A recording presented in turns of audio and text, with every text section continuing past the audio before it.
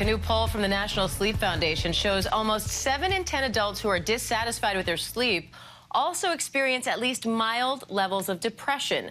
But did you know you could have a sleep disorder and have no idea? As we close out National Sleep Awareness Week, let's unpack this all in our group chat with behavioral sleep medicine specialist Michael Grandner, president and CEO at Project Sleep, Julie Flygare, and ABC News contributor and SiriusXM radio host Mike Muse. Thank you all for being here. Looking forward to this. Yeah. Dr. Grandner, sleep issues aren't always obvious, so I wanted to start with some symptoms that people might not realize can indicate a sleep problem, like, for example, frequent overnight bathroom trips.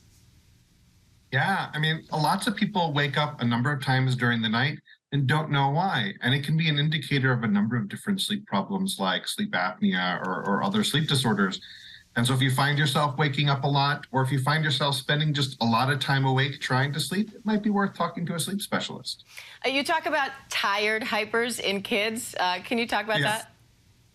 Yeah, I mean, also, a lot of people with small kids, when they keep them up a little too long, what they find is that the kids as they get tired, they seem to get more hyper as opposed to less, which is what adults do.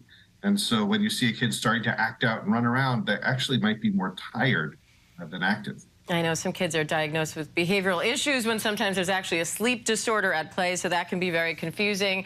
And you talk about dozing on the couch or at your desk. A lot of times we see these behaviors as normal, but you say not so much.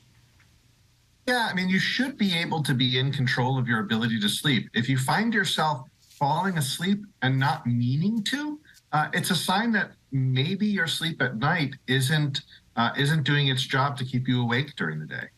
Now, Julie, in your TEDx talk, you talk about having a short fuse, not being able to concentrate, not remembering your commute, your knees would buckle when you laughed. How long did it take you to finally realize that that was all due to a sleep disorder? I had symptoms for about 6 years before I was diagnosed with narcolepsy, with cataplexy. And I was in law school. I just thought maybe I wasn't meant for law school, like that I was really struggling with the reading. So I wasn't necessarily falling asleep in class, but I couldn't really remember what the teacher was saying. My notes were a mess. And I thought I had a willpower problem, or maybe I just, something was wrong with my character. And it took a long time until I realized that maybe this was a sleep issue, and it wasn't necessarily a problem of my willpower. Mike, you say the pandemic really changed your relationship with sleep. Tell me about that.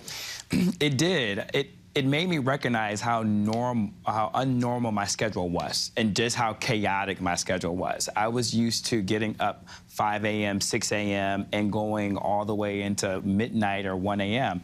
That was just a busy schedule. But once the pandemic happened, we were sitting still and there wasn't a lot of busyness occurring. I recognized how unnormal that was. And then once the world started opening back up again, when I started traveling again, it was really hard for me to get back into that routine. I was constantly tired. The flights from JFK to LAX had such a detrimental impact on me. It would take me at least a day to recover, where I could literally land into LAX and start taking meetings. I had a similar experience where I had horrible insomnia, and when I finally fixed it, it's like my body didn't know what it was missing until it had it, and now suddenly being sleep deprived became much more difficult for me than it had been in the past. Dr. Grandner, we talk a lot about physical health related to sleep. The American Heart Association redefined heart health to include healthy sleep. I know you were part of that. But we're also learning more and more about sleep's connection to mental health and vice versa. Can you talk about that a little bit? And everybody, feel free to chime in if something strikes you.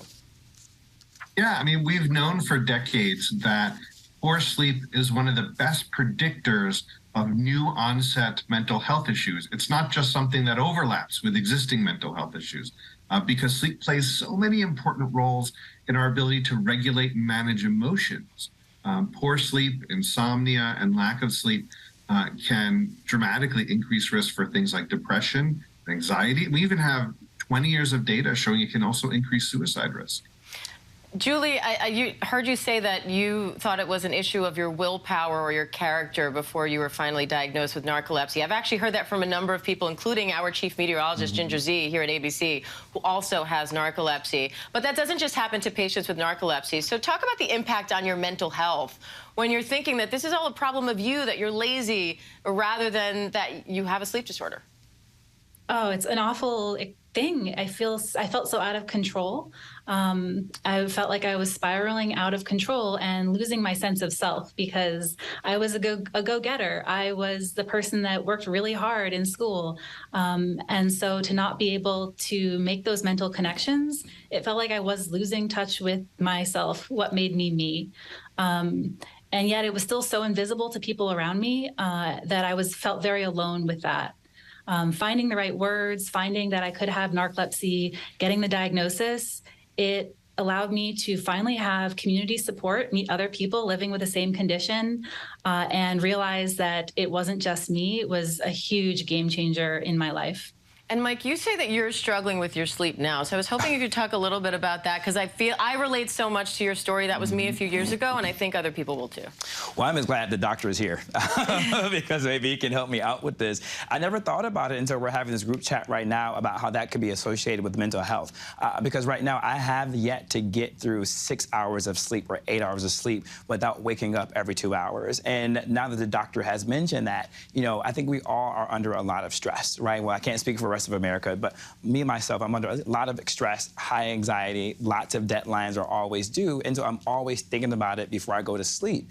And I wake up almost every 2 hours, and the worst thing about it is, Diane, I try and calm myself down, try and settle my brain, but that takes almost an hour to 2 hours to do that, and by the time I fall back to sleep, I have to get interrupted again, or my alarm is about to go off, and I know you said, I'm angry. I know you said, I'm out of time, so I'm sorry to interrupt, but I know you said, and then I start thinking a lot about my sleep. I wake up in the morning, and the first thing I think about is when I'm going to be able to sleep again. I know for me, I later found out that was part of the problem and part of what was keeping me awake. So again, mental health comes into play so much here. We could talk about this forever, but I have to wrap. Dr. Grander, Julie Flygar, Mike Muse, thank you all. Thank you. Hi, everyone. George Stephanopoulos here. Thanks for checking out the ABC News YouTube channel. If you'd like to get more videos, show highlights, and watch live event coverage, click on the right over here to subscribe to our channel. And don't forget to download the ABC News app for breaking news alerts. Thanks for watching.